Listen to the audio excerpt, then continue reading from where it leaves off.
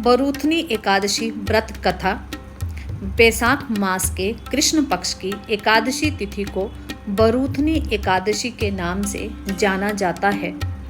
आज के दिन व्रत रखने और विधि विधान से भगवान विष्णु की पूजा करने से उपासक के सभी कष्टों का निवारण हो जाता है।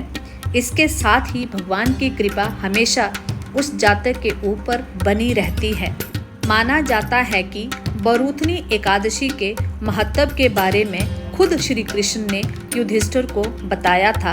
इसके साथ ये भी कहा जाता है कि जो भी व्यक्ति इस व्रत को रखकर नियमित पूजा पाठ करता है और एकादशी कथा का पाठ करता है तो उसके सभी प्रकार के पाप खत्म हो जाते हैं। इस दिन साधक भगवान विष्णु के संग माँ लक्ष्मी की पूजा करते हैं। साथ ही जीवन में सुख और शांति के लिए भी व्रत रखते हैं। मान्यता है कि एकादशी के दिन प्रभु की पूजा करने से सभी मनोकामनाएं पूरी होती हैं। पूजा के दौरान बरूथनी एकादशी व्रत का पाठ अवश्य करना चाहिए। माना जाता है कि इससे साधक को पुण्य फल की प्राप्ति होती है। तो आइए पढ़ते हैं बरूथनी एकादशी व्रत कथा।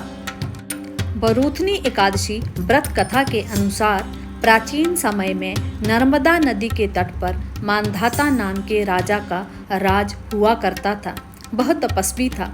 एक समय ऐसा आया कि राजा की तपस्या के दौरान एक जंगली भालू आया और उसके पैर को चबाने लगा, लेकिन राजा तपस्या में लीन रहा।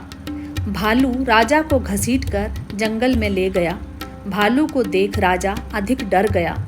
इस दौरान उसने भगवान विष्णु से अपने जीवन की रक्षा के लिए प्रार्थना की। उसकी पुकार सुन प्रभु वहां प्रकट हुए और भालू को मारकर राजा के प्राण बचाए। तब तक भालू ने राजा का पैर खा लिया था। इसकी वजह से वह बेहद दुखी था।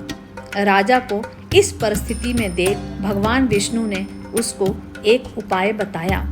प्रभु ने राजा को बरूथनी एकादशी व्रत करने के लिए कहा। राजा ने प्रभु की बात को मानकर बरूथनी एकादशी का व्रत किया और उसने वराह अवतार मूर्ति की पूजा की।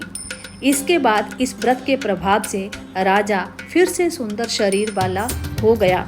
मृत्यु के पश्चात उसे स्वर्ग की प्राप्ति हुई। इसी तरह बरूथनी एकादशी व्रत की शुरुआत हुई। ओम नमो भगवते वासुदेवाय।